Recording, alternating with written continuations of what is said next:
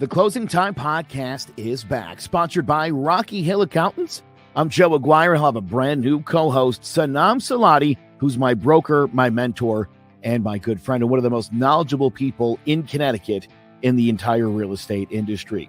We're going to be talking about the latest goings-on. We'll keep you up to date on the market, and we're going to bring on some really great guests all throughout this season, people in all different fields in the industry, like accountants, home inspectors, mortgage reps, and so much more, just to give you a better understanding of the Connecticut real estate market. We're so excited for a brand new season of the Closing Time Podcast, part of the CMG Podcast Network. It's sponsored by Rocky Hill Accountants. Go see Heidi and Glenn Parchman to file your taxes for bookkeeping, business advice, real estate investments, or whatever your accounting needs are, including cryptocurrency. Just visit rockyhillaccountants.com. We'll see you all season long on the Closing Time Podcast. Welcome to Ivy League Murders. On this podcast, we focus on cases affiliated with the Ivy League, exploring the darker side of higher education. What happens when genius becomes evil? My name is Sarah Alcorn. I'm a Harvard graduate, and I've been a private investigator since 1999. Join me and longtime crime diva Laura McDonald for Ivy League Murders. Hello. Hey. Welcome back, everybody. We know it's Friday because we're here. Screens. Exactly. It's the start of the weekend, the start of good conversations and good times. Good times. Happy Good Friday to all who celebrate it. Otherwise, happy Friday. I get to tell you that to me, it's happy Friday. You know, too bad Fridays are not every day. I know. What can you do? Exactly. Today, we have a guest on our show by the name of Kimberly Chapman. She has her own podcast that's called Wake Up with KC that airs on Mondays. Yeah, that's great. I mean, you tackle what has to be the toughest time period of the week. Monday morning. So yes. I'm going to assume because that I'd the like show to get a. Go ahead. I'm sorry. There's a delay. Sorry. Oh. No, it's just I like to get people's day right. Off to a good start. So why not? Yeah, absolutely. Everybody could use a good start on Monday morning. I know I can. I literally just roll out of bed and be like, oh God. Mondays. Yeah, I mean, there is a trick though, Frank. I do believe in a phenomenon known as self-talk, and self-talk. It's basically self-talk is basically the messaging that you produce in your brain will literally be produced throughout your day. So if you wake up Monday telling yourself, man, I hate this. This sucks. Guess what? Chances are your day is going to suck too. Just because you said it was. And so okay. So it's kind of hard. It's kind of hard. It's also not. Go ahead. It's also how you feel. It's also how you feel. Yeah. The energy, the emotion, the feeling. Mm-hmm. All that carries out, and it affects the things you do. Believe it or not, even subconsciously. Like I read books on this, and it's like I'm not too big on a lot of the the mental health stuff out there or the self-help stuff out there. Some of it is a bit out there, but self-talk to me is actually pretty solid stuff. You should look into it sometime. But yeah, if you tell yourself, man, like you wake up and you say, "Oh, today's gonna suck," you will find a way to make it suck. All right, I guess. I guess. Saying. I mean, I kind of. Yeah, it is what it is, right? Yeah, it's Friday. But again, I gotta give Kim props. I mean, again, that still is the toughest time period of the week for most. And she's gone out there to tackle the day and to try to make everybody feel positive and good about Monday morning. That is a monumental challenge. Talk to myself all day. Plus, Only I person who will educate. listen to my nonsense. Rob, Mr. I'll piss you off, Rob. Hey, Yeah. someone's got to listen to Rob. Rob, don't feel too bad. I do listen to you every single Monday. So it's good. It's good. Rob has the show I'll Piss You Off Shortly, which airs on Mondays at 9:00. Yeah. Come check him out. He's something else. He's angry. He's angry. No, he's not angry. He's angry. He likes to give his opinions when he's very emotional about stuff. Stir the pot.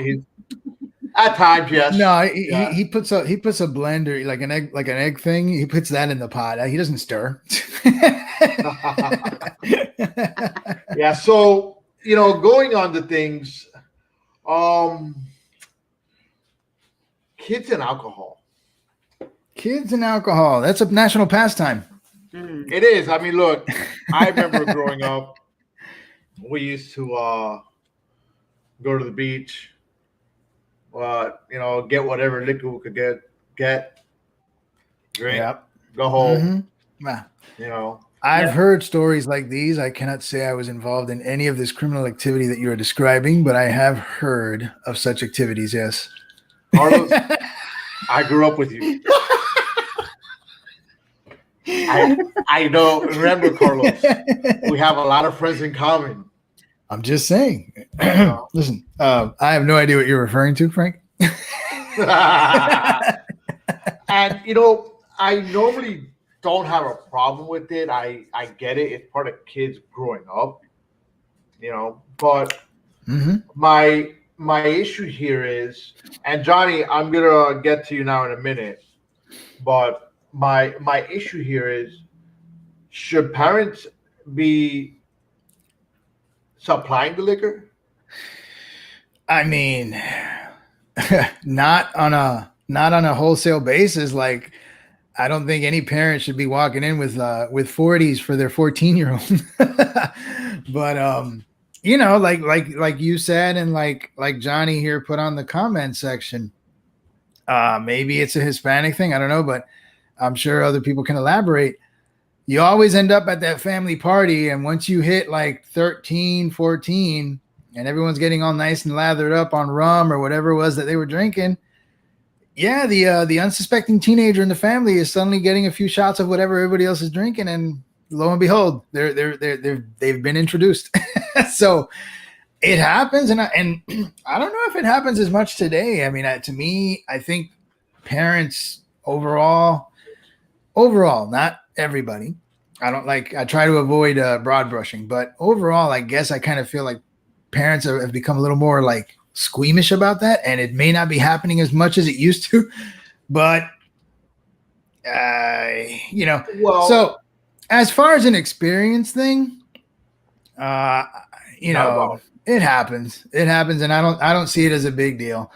Now, if you literally have some mom or dad like showing up with 6-packs for her kid, or for her kid and her kid's friends, that goes back to what I told you weeks ago about parents being friends instead of being parents, and that is when I start to get my gears grinded. It irritates me when I start hearing about that. But watch this. But you see, Rob put it out. High school parties, family parties, as long as you were leaving and no adults saw you sneaking into the adult cooler, was fair game. He's right. Look, as we're kids, yes. Okay, but now the issue comes here as in I had, and this is what actually happened is a text went out saying, "Hey, I'm buying beer for the kids." So you had a parent send another parent a message. Correct. Straight up saying, "I'm buying beer for the kids." Correct. Okay. For a party? Correct. It was a get together. For a party. Correct. For a party. Kimberly's a little lack, but no. but I with me, if it's me and my kids and we're gathering together, I mean, my teenagers, I don't want to say kids because kids is like 10, before they're teens. So I'm like teens. If we're at a family gathering or we're just gathered together, I'm not going to buy booze for their friends and whatnot because I'm not going to drive them home. So in that aspect, there has to be a boundary of some sort. Yeah, I'm going to buy, if I have wine or something and my kids want to try it, okay, try it, see if you like it. But it stays here. You're not going anywhere. I'm not, because then they would sneak around and try to do it behind my back, and I'm very intuitive and I'll catch them. So I foresee a lot of problems. Front and honest. Yeah. I understand the approach. I foresee a lot of issues. Number one, you would hope that all the kids that are going to be involved in this, their parents know too, and that when they get home, none of them are sloshed or staggered enough for you to start getting some angry phone calls. Two, even if word doesn't get to the parents immediately, kids talk. And they'll be like, oh, yeah, we were hanging out at so-and-so's party and we got lathered up on beer. And, it becomes a game of telephone. Before you know it, it went from beer to Johnny Walker to that's a fire you just don't want to start. I personally, again, like we used to, when the family was gathered around and it was just, the cousins or whatever, and they would slip you a few just so you can enjoy whatever. Hey, look, this is adulthood. Drink up. Hey, listen, I'm actually, when it's our family parties, and I hope my family's not on or hearing me right now, but I'm the one that's like, hey, you guys want to sit? Hey, you're hustling back then. I'm that uncle, but uncle. I tell them all, hey guys, you want to drink? It's cool, but you got to be responsible about it. I go, you want to drink with me? Right. By all means, it's okay. All right. You see, Johnny knows. I passed him a couple drinks, but it's a little different. When it comes down to family, because you're there. It's like my oldest. He's 23 years old. Mm-hmm. Now, before that, hey, here, like a beer. Sure. At 16 years old, he had a beer with me. But he's with me. Now, would I feel comfortable him going to a friend's house, okay, and the parents buying the liquor or the beer, whatever it is? No. That the parents do not need to engage in the drinking of their kids. All right. It's okay if they're with you. They have one drink with you, but to go out and buy it for all their friends. You got some parents that are doing that though, just because they want to be chummy with their kids, which is like so not the idea. Right. It just drives me nuts. But yeah, they'll be like, Mom, Dad, can me and my friends have some XYZ? And they're like, yeah, sure, I'll go buy some, no problem. Like, what are you doing?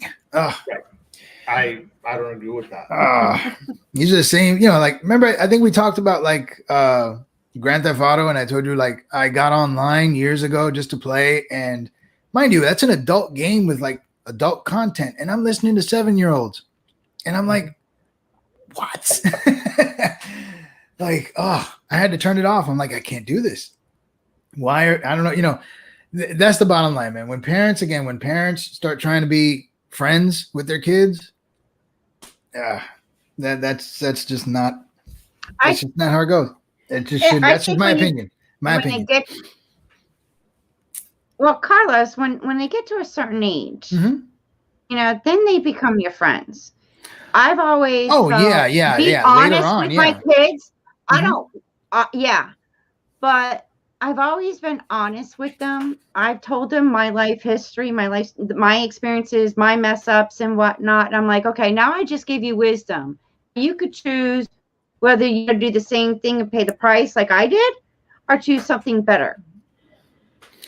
Oh, that I totally agree with. that I have no issue with sharing failures with your kids, because the last thing you want them to do is repeat your mistakes. That's fine. That's Right. parenting, though. That's not being a friend. It may appear as you're being a friend because you're giving advice, you're talking to them, you're trying to provide them information that will help them out and better them in the future. Friends do that too, so I could see how you could equate it, but technically you're doing what a parent should be doing. If you see that your kid is in a situation where they may be vulnerable to some kind of negative outcome, and you can relate to the possibilities of that negative outcome, as a parent, you should be the first person to say, listen, sit down. I need to explain to you what Right. you're about to encounter and how this can go wrong because it happened to Mhm. me. And yeah, lay it on them. Right. Absolutely. Absolutely. Yeah. That is not just being a friend. That is also being a good parent. Absolutely. But the thing is, I openly talk about sex with them and drugs, and like this is what this could do. This, and it's just been that kind of relationship that I have with them. Now they're telling Yeah, me. but I'm like, You're providing information versus actually providing the actual stuff. So even when it comes to drinking, it's like, yeah, listen, if you start drinking a lot, these are the consequences. This is what can happen. I don't recommend it. Right. The whole, but not here. Drink a few of these so you can understand how this works. No. Now, again, I'm going by what Frank did say, which was like, you just had parents nonchalantly texting each other about, I'm going to buy my kid beer. Nope. That's just, touching up for the party. Even worse. Yeah. Even worse. Touching up on what you said right quick, where your kids are your friends. You're right. I mean, but the thing is that your kids do become your friends as they start being an adult. After Right. I believe it more as after they moved out of their house, of the house, and they're living a life on their own, where then they're starting to not experiment, but experience, life, and they're going through stuff that you've gone through. And when they come up to you like, hey, dad, this and this and that and the other, that's when you're like, hey, remember when I told you this? You give them, you're always going to be a parent, but at that point is where you start confiding in them a little more of, with certain things. You can start being a little more free or open about the message, because I know when they're younger, you want to get your point across, but you sometimes have to carefully craft how you say it. Right. Yeah, but once they're older, all bets are off. Based on their level. Well, that's kind of that kind of goes hand in hand. Age, level, all that stuff. Yeah. But yeah, once they get older, you just tell them straight up. Listen. Uncensored truth vomit. Yeah, and not a problem. There's no more sugarcoating it. There's no. It's, hey, look, this is what it is. Yeah. But, so I guess Frank, the question here is, I mean, do you feel that at some age? I'm sorry. Go ahead, Kim. Well, I was going to just add this 2 cents in. Do you have daughters? Because now, okay, you have a daughter. Yep. I have 3 daughters. Now, when it comes to drinking and whatnot, I always tell my girl, hey, if you're going to a party, there could be drinking and whatnot. And, what you do there is on your own. But here's something that you need to be aware of.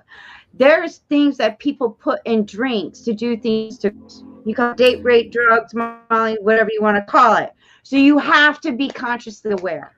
Absolutely. I know you're going to go find parties. I was a teenager at one time and I went to parties, and so with girls, it's very,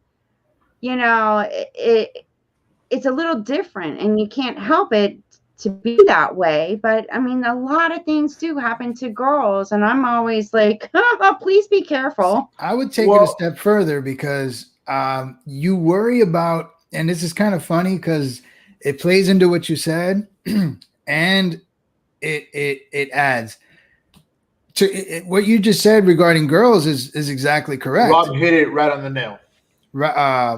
However, boys need to get the same message, because boys actually, a lot of times, unfortunately, tend to end up doing stupid things when they end up getting drunk at these parties. And so they need to hear that kind of message as well. I guess on a superficial level, we tend to think that, the girls need to hear it because things can happen, which is, I'm not saying that's wrong. What I'm saying is boys end up getting into these mistakes for being irresponsible as well. So they need to hear the message too. Absolutely. They got to hear it too. Listen, you end up doing this, and then you got a bunch of friends who are all in the same mental wavelength, and then things happen, they escalate. Before you know it, 5 hours later, you're regretting everything you did, or you're wondering what's going to happen next. No. That's why, I mean, personally, I think, you just, when it comes to alcohol, man, there's like, and Rob pretty much hit it. And that's kind of what we've been saying, if you're with family, and they got to be old enough. I mean, when we were kids, they got us when we were like 12. Mentiritas. Like they like Frank, the evil uncle. Everybody had that evil uncle or something, like, hey, come here, man, try this. You try a few before you know it, you got a buzz 12-year-old dancing around the party. No, I'm not that bad. Oh, whatever. I'm not that bad. But the real kicker here, though, is you have a parent texting other parents about buying beer for their kids. That does not seem, at least it doesn't come across as, this is a family gathering and I'm just going to give you a little bit so you can taste it type of thing. And that to me can lead to a whole bunch of trouble, not just at your party, but with parents of everybody else too. Sad. I wouldn't do it. I don't care how much my kid kicks and screams. No. No, too many legal. Isn't there a law Hey, now? look. I got actually. But in a safe manner. And if you notice, hey Chase, do me a favor. Put up Danny's comments right quick. You see that? That's the broken condom right there. All right. That's the broken condom. That's my son. This. Exactly. I did do that to him. There's always that evil. Yeah. Hey, try this. Yeah. But if you're now there's a law, I think, about the one who hosts the most lose the most when you're giving minor alcohol to the parents. Now I've seen that. I have that. It wouldn't surprise me. I'm sure you've had enough incidents with parents calling in officials talking about, my kid went to so and so's party and he was given XYZ and they were doing this, and this, and what gives? But again, this goes back to the parent that wants to be your buddy, and that's not how this works. It's not how this works. There are just some parents who are legitimately the parents afraid. are away and had no clue. Say it again. I said the parents were away and had no clue. That happens too. Yeah, well, I mean, at that point, somebody needs to get some discipline. You need to make it known that that's an absolute no-no. I don't know. I mean, times are changing. I don't know where that kind of mentality will end up, but the more parents want to be friends, the worse it's going to get. So hopefully there's a downward trend on that. Right. I mean, there'll be time to experience stuff. Like one day you'll wake up with a headache and you'll call me and I'll laugh at you and tell you I told you so.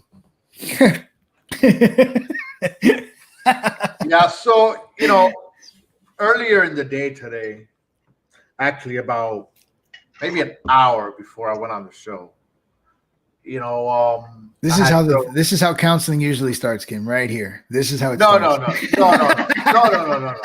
I'm here just jumping into our next topic here because go for it. I love the alcohol topic, but you know what? I got no alcohol here, so it's not good. That's all right. You're making me want to drink. But I got a message from Joe. He's pretty much the head guy at CMG, Clovercrest Media, and he's a dictator. He told me we had somebody that wanted to come on the show, and it was just that simple. That someone was Kimberly.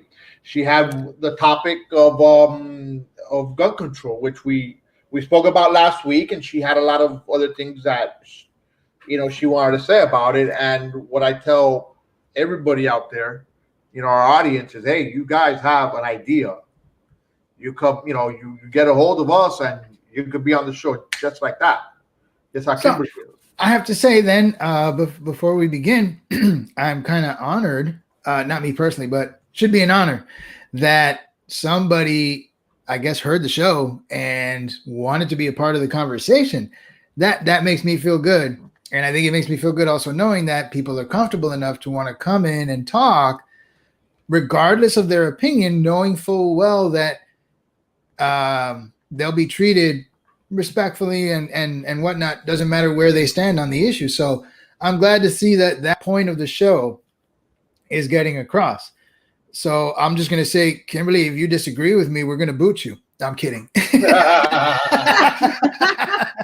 Well, it's not so much about. It's not even about that. Well, okay. So I guess I'm just going to ask the question then. Did you heard, you took the time to watch the episode? I did not take the time to watch the episode, but I saw something, because I go and do my podcast too, but I saw something about gun control. Right. I was talking to Joe. I was like, you got something going on with gun control? What's that about? And he goes, oh, it's so-and-so. And I was like, oh. He goes, you know what? And I told him, like, well, I want to talk about this because me and my partner just talked about it the other night. And we both agree it's not so much gun control. It's like regulations, putting like if to outlaw to general public, the semi-automatic weapons, those, to me, it's like general public doesn't need it. Honestly, for what? I mean, it shouldn't be allowed for the general public with a removable magazine type. Have a certified license. If you're going to have one of those, you have to go physically training. They do it in the military. Like, I don't know how long, maybe 3 months of training to properly learn how to use one of those, like the AR-15s. Then you get a state certified license, and you have to continue the training. And you have to renew every 2 years. So, all right. Go ahead, Frank. I'm going to tell you where I agree and I disagree. Okay. All right. I agree with you in, okay, you know what? Whoever's going to own these types of, semi-automatic weapons or full auto weapons, okay, they need special training. Yes, I agree with that. Now, the fact that they need to be certified every 2 years, not really, because when you really break it down and you look at it, it's like riding a bike. Okay, I mean, it's like I have my gun, right? My gun's to shoot. I pull the trigger, it shoots. It jams. I know exactly. I gotta clear it. I remove the magazine. So, do I think that a special training for it's necessary? I don't think so. I mean, not special training. I'm sorry, but well, in a way, wouldn't it? A certified training course, it could be 3 years, every 5 years, every 7 years. But it's like you getting your driver's license, right? You got to renew it every so often, right? It's a privilege. It's not mandatory for you to have a driver's license. It's a privilege. And yes, you have to go through a protocol procedure to have that license. It's a privilege. So shouldn't those kind of guns, don't get them at Walmart. Granted, Walmart has taken them out, but it should be a certain store that has those kind. You have to get the certified training. You have to do a more intense background check. So if you want to compare death rates, Kim, then I think we need to have people take driving tests every 3 years. If you want to get down to it. I mean, I don't have an issue. Look, if people feel I'm gonna play devil's advocate with you, because if I'm actually okay with what you're saying, so long as you lax the concealment laws. I think if you're gonna have that kind of a rigorous rigorous I guess what's the word? I've drawn a blank. I'm sorry. Like rigorous, not training, but like regulations. There we go. Rigorous regulations for owning one. Then you should also lax the laws on allowing people to carry. I think that could be a win-win, because number one, if you feel that more training and repeated training equals better use, then that should also apply to people being able to carry it out in public. Yeah, but hold on a second. Hold on. Because I'm I'll not. say it like this. I was in the military. I learned how to handle an AR-15. I learned how to handle an M249 SAW, which is it's a sub-automatic weapon, if I remember correctly. Or okay, I can't remember the technical name for it now. But I had an M60. Yeah, I had an M60, which was fully automatic. You just put that baby down and go bah, bah, bah, bah, bah, bah, bah. Right. Okay? I knew how to shoot all those. Mm-hmm. Right. So then you're gonna sit here and tell me that since I went ahead, I have one now. I'm a civilian. I bought it. So now I gotta go ahead and take a test every 3 years, every 5 years. Makes no sense. I don't even have. I think the language in this debate needs to be cleared up also. People like to throw around the term semi-automatic. I think 90% of the guns that anybody uses are semi-automatics. If you're repeatedly pulling a trigger. There we go. A fully automatic. Okay. Fully automatic. Fully autos are illegal. Fully autos are illegal. You can't walk around, or you can't even, like, unless you're in the military on base or deployed somewhere, you should not have a fully auto in your possession. To my knowledge, that's illegal. But anything that requires a repeated pull of a trigger, anything, is a semi-auto.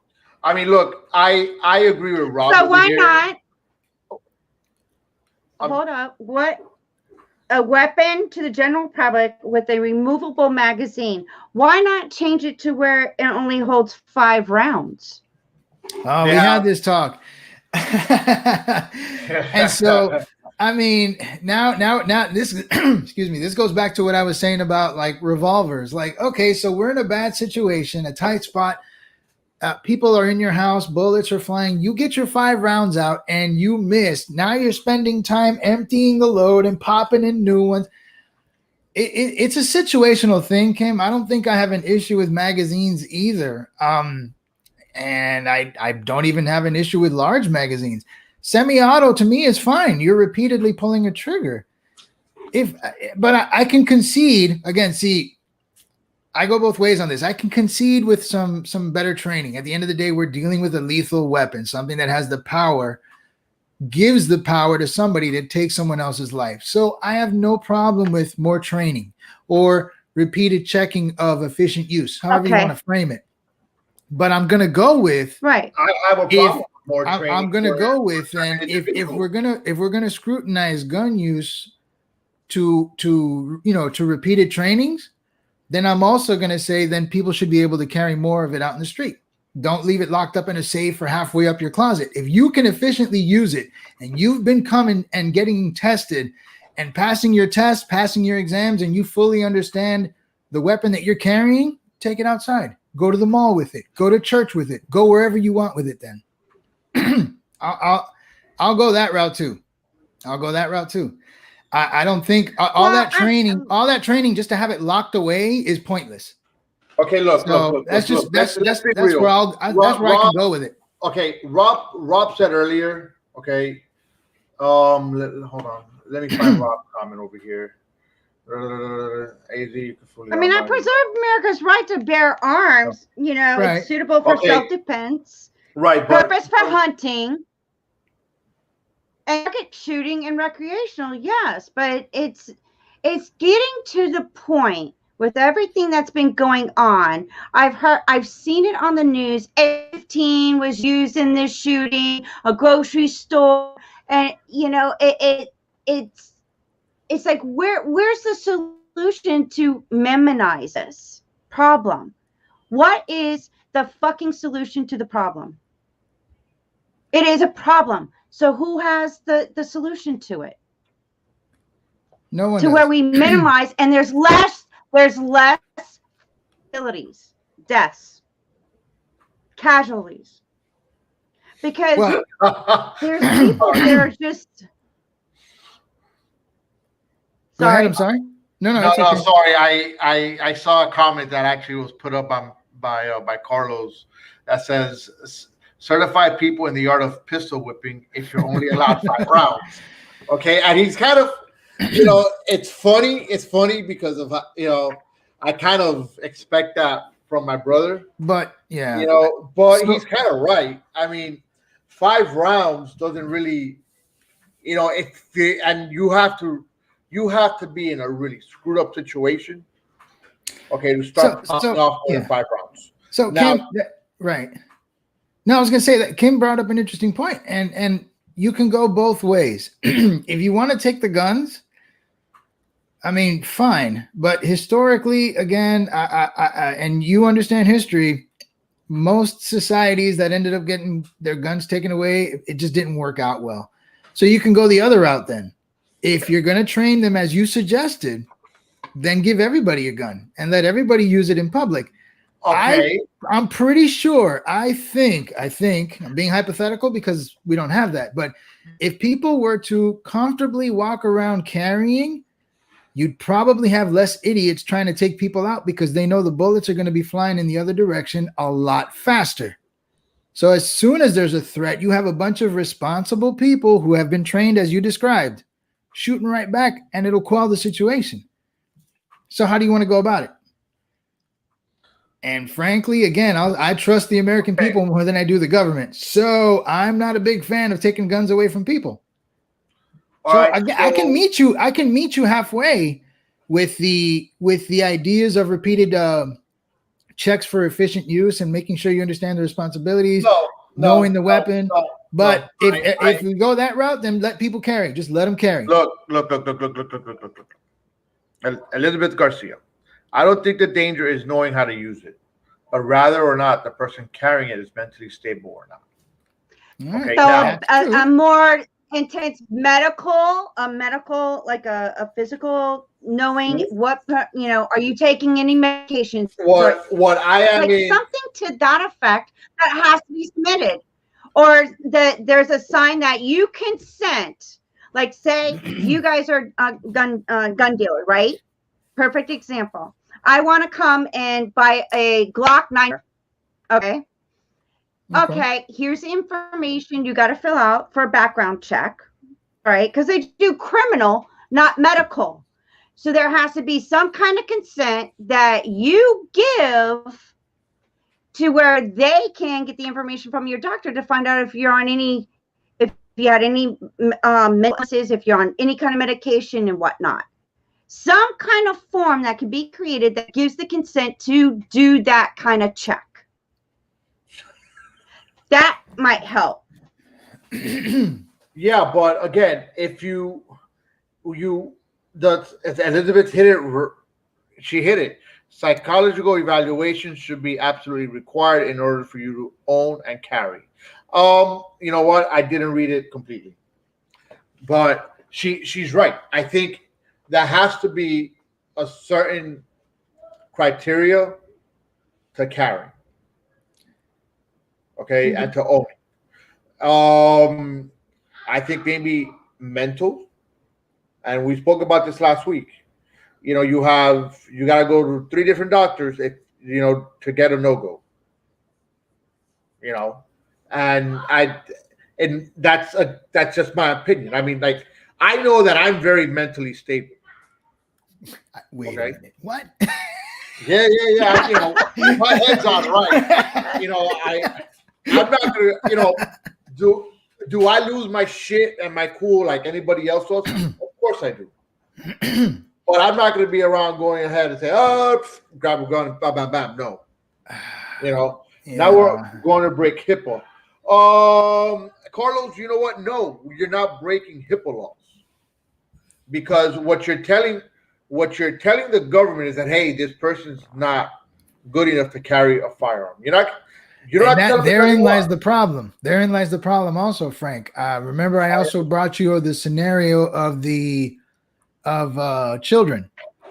Remember, you got these parents, you got a lot of people who like they see something they don't agree with when it comes to like for example, I see Kim down the street and she's probably spanking her daughter for something she did wrong.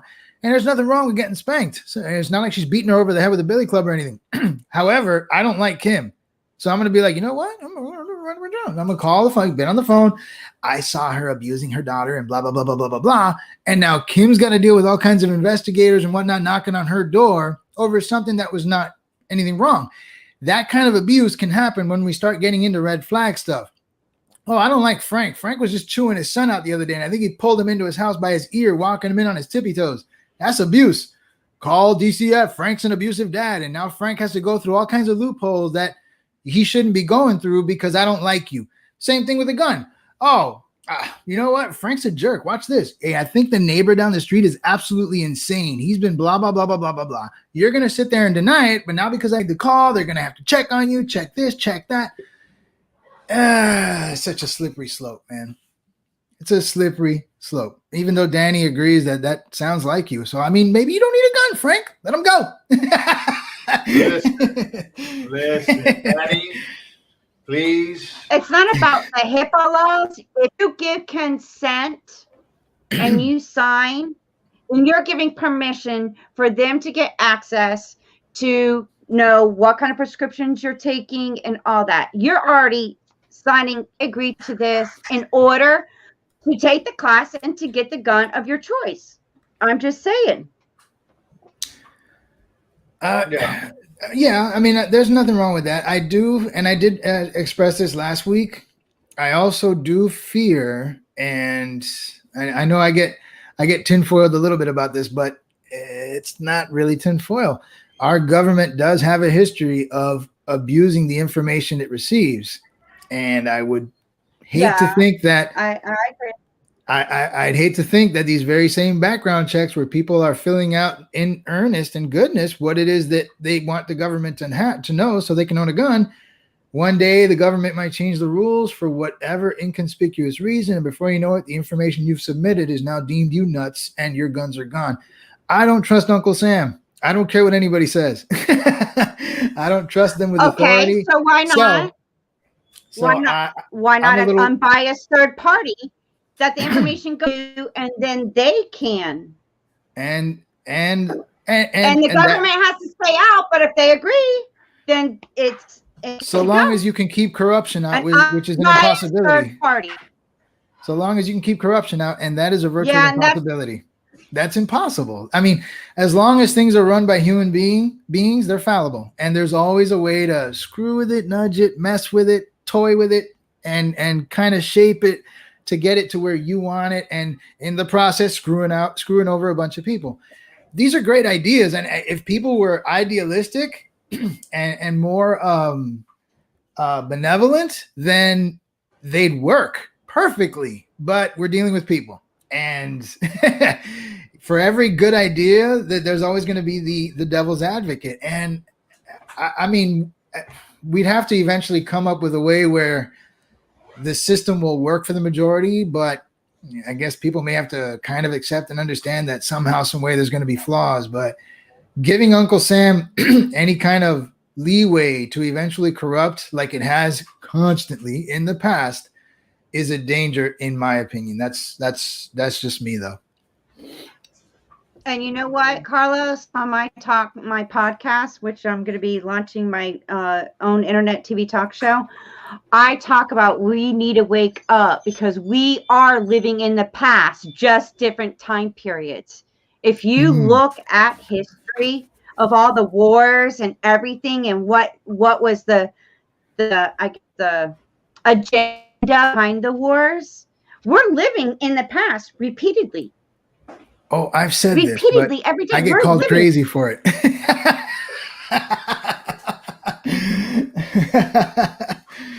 I've said this. And I'm like, wow, like I'm seeing history repeating itself, just different time period. And I'm like, when do we wake up? Careful, Cam. Be careful. You're speaking my language. That's crazy, you know.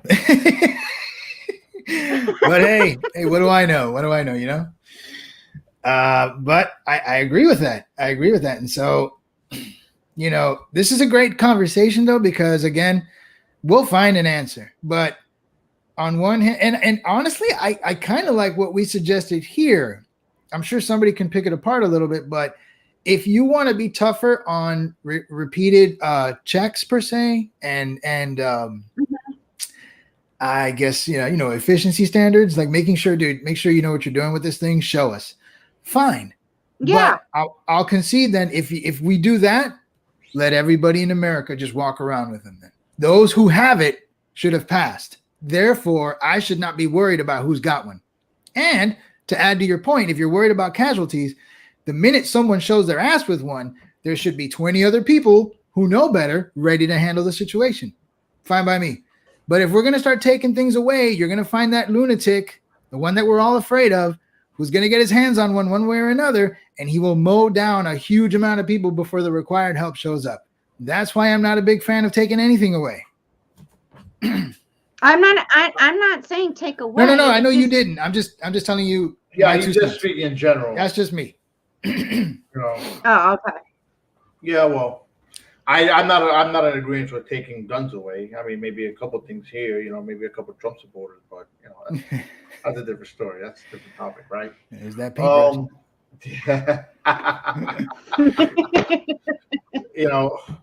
Jared, let's see. Jared, there is no evidence to suggest banking has positive results. I think it worked for me, Jared. Jared, I can give you my own evidence. You're looking at the evidence right here, dude. That I'm willing to say that if it wasn't for my mother taking a broomstick to me when she had to, and you know what, I probably would not be where I'm at nowadays. My mom obviously it needs to be done properly, and it needs to be done with good reason, and it needs to be explained as to why after. If you're just doing it wantonly because it's Tuesday and you had a bad day at work, that's different. That's right. Different. That's at what the I end was of the day. Say. You don't. If your little ass deserved it, anger. If your little ass deserved it, then by all means, you're gonna get your butt tanned, and that we learned. I learned. So I show you the research. You're looking at the research. Yeah, Jared, I can't show you. I can't show you the physical. I got no evidence show you now. That's gone. Right, the evidence. But I could show you that I'm here doing this podcast. I'm a stand-up individual, and that's thanks to my parents, hands down. They, granted, when I had to get the shit beat out of me, well, all right, let me not put it shit beat out of me. No, beat the shit out of me. But, I want to hear this. Listen, we'll go on to, I could tell you that the last time I remember, that my mom hit me with a broomstick, I was probably. What did you do? I'm going to tell you what I did. I was 16 years old. All right. And I don't remember exactly what I did to get my mom so pissed off. Okay. My mom went to hit me with her hands. So I literally got and I held her like this. Oh, so you showed your ass. Yeah, no. Watch this. No. But you got to picture this. You got to picture the room. Okay. This is where we're at. I got a bed here. I got a bed on this side and a bed on the other side. Right? Then on this side, after the bed, there's a closet. So I did this. My mom starts to, and I'm telling her, I said, "You're not going to hit me no more." That's it. I go, I'm old enough where you're not going to hit me. You're not going to do this. You're not going to do that. And she starts to let me go. I said, okay. Making her even more mad. Surprised she didn't hit you with a hammer. I let her go. Or what happens? I let her go. The fire. My mom tumbled. Even worse. And landed in the closet. Now you've embarrassed her. Oh, this is so bad. All right. So I go ahead and I'm like, all right, I'm in my room. And I'm like, I'm not coming out of my room because I know Hell no. you know, I know what's going to be in for. I'm not coming out of my room. So, and I, in the back of my mind, I'm like, all right, finally, she's never going to hit. I got kicked out of the house for grabbing my aunt. Exactly. So my mother came around. Next thing I know, I turned around and whack, I got cracked with a freaking broomstick. Actually, it wasn't even a broomstick. It was, those Cuban mops, Carlos? Oh, yeah.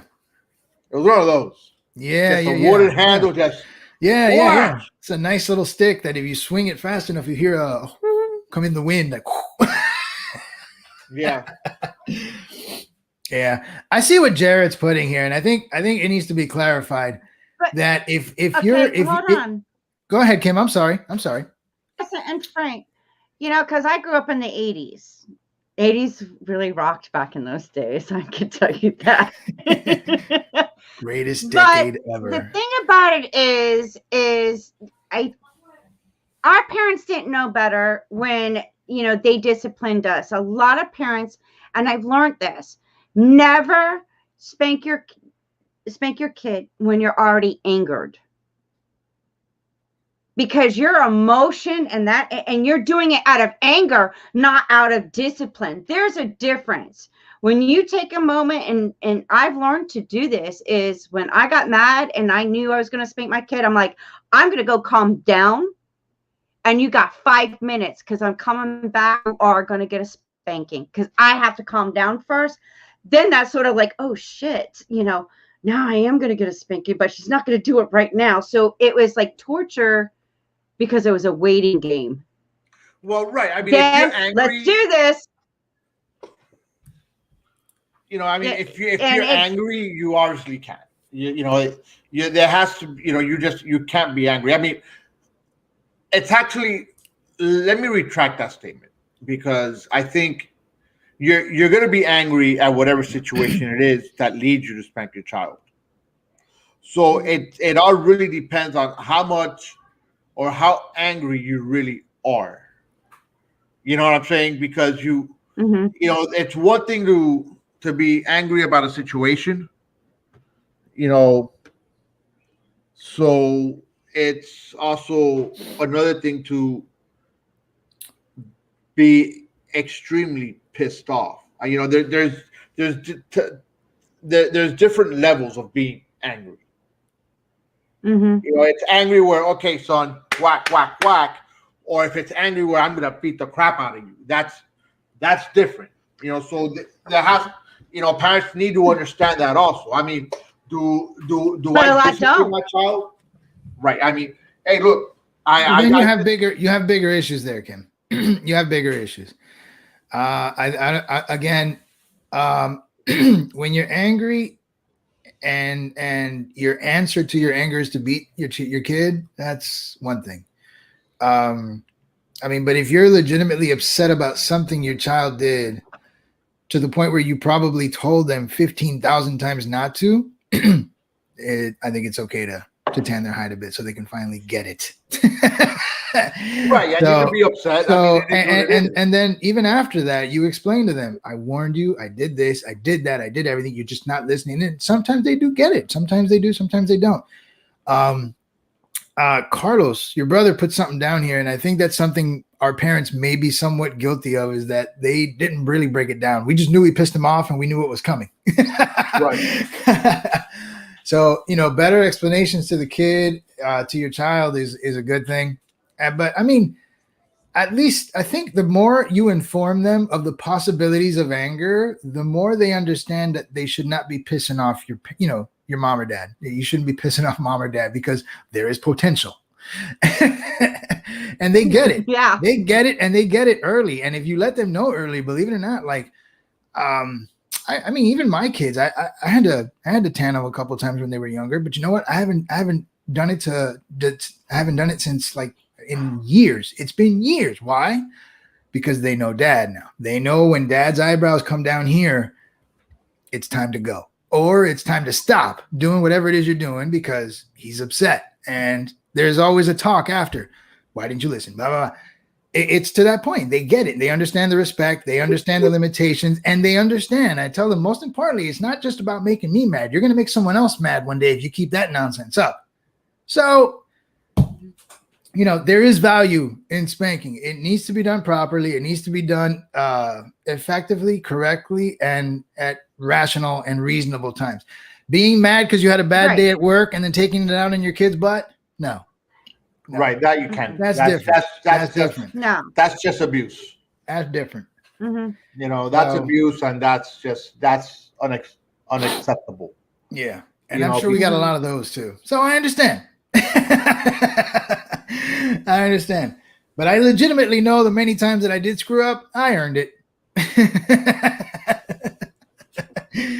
I earned it, and as a result, I understand. So, I mean, we can sit here and deal with Ivy League scientists and their research on spanking, but sometimes going through the fire is enough research for me to figure it out.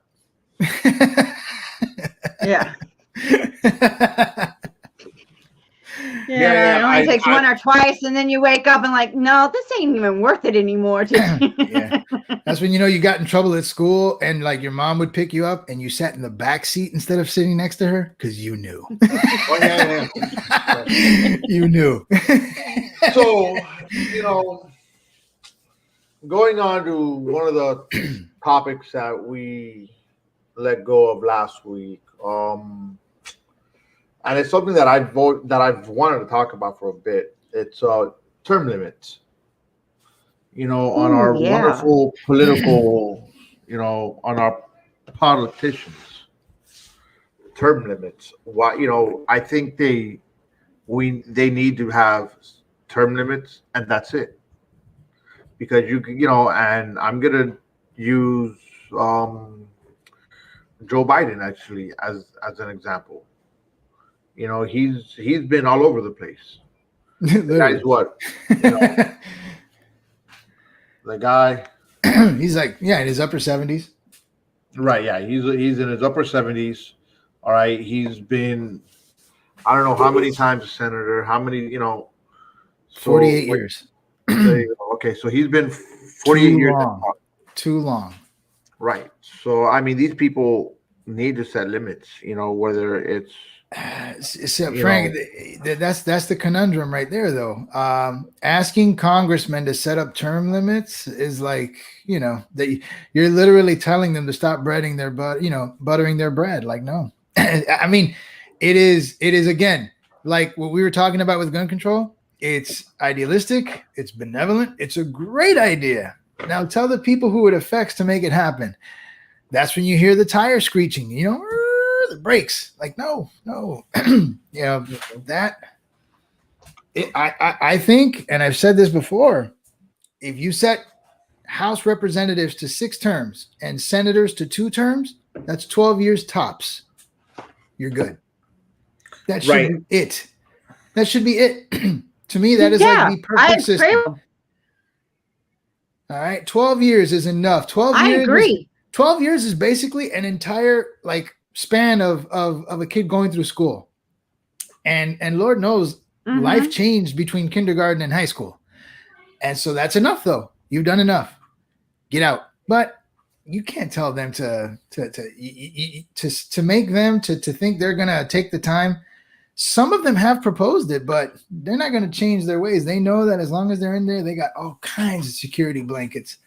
I mean, just insider trading alone is one of the biggest reasons why they stay, Frank. When they know a law is about to be passed and that law is going to affect industry A, stock B, they're making money hand over fist on that. They won't tell you. And they got caught, and all they did was change the rules. So, while people are getting arrested for insider trading, these guys make laws around it. They're not going to get that up. But is it on us to make sure we vote people in who suggest it? Absolutely. But then even when they get there, half the time they're like, yeah, it was a good idea. I've tried. I've talked to my colleagues and my senators and blah, blah, blah. Nothing. Just Washington, I swear. It's a cancer. Yeah, it is. And then that's why I scratch my head. Yeah. This is from my daughter, my 17-year-old, his government class. And I got a hold of this and I did a screenshot of it. It's how does the Declaration of Independence reflect the social something principle? I think it might be contract principle. And it says the colonists. Now, this is 1776, right? Did you know it was originally the Articles of Confederation? Then it got ratified in 1787 and became the Constitution. Yeah. So that's the way I remember it in full. like, yeah. Wow. Yeah. It had a different name. But it said the colonists believed King George III failed in his duties to protect the people and their natural rights. The grievances listed the specific actions that demonstrate his failure. The introduction to the Declaration of Independence restates the purpose of government in terms of social contract theory. The people create government in order to secure their rights. Government only exists because the people have willed it or given their consent to certain leaders to rule. It then states that when a government fails or even denies rights, the people can abolish it and create a new one. That was interesting. You're saying the quiet part out loud.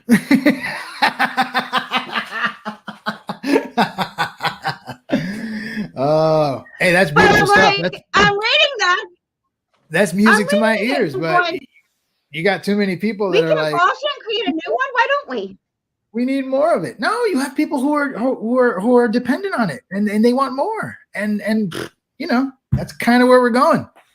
Even though it's been failing us forever, they want more. So because it's outdated, they're going back in history of something that was created in 1776. Aren't we not in the?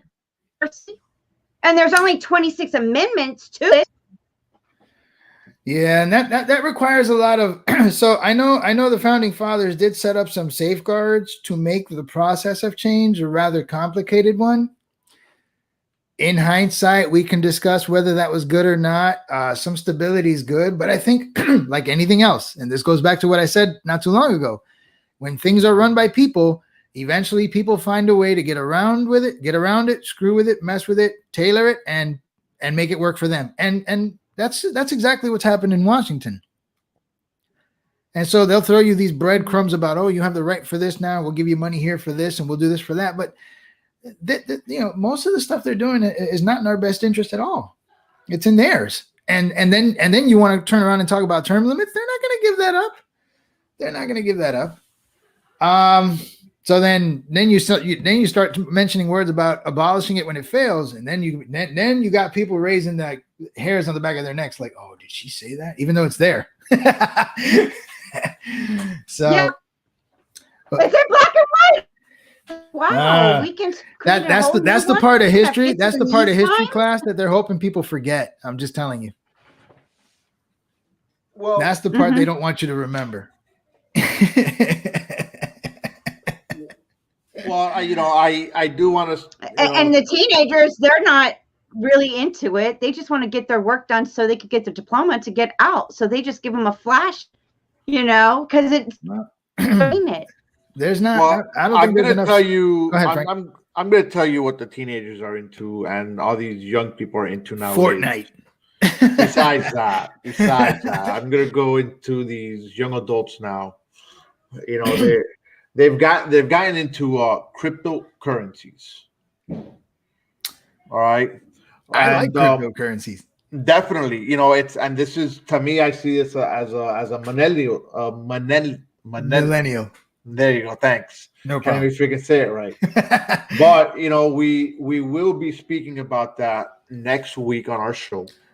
Yeah, cryptocurrencies is definitely a power to the people initiative, and I look forward to talking about that. I'll see if I can talk to a couple of my buddies who are into it. Definitely. I just so our audience understands, I want to try to get the whole show on it. The whole hour or maybe more of an hour, whatever. Everybody invest in crypto.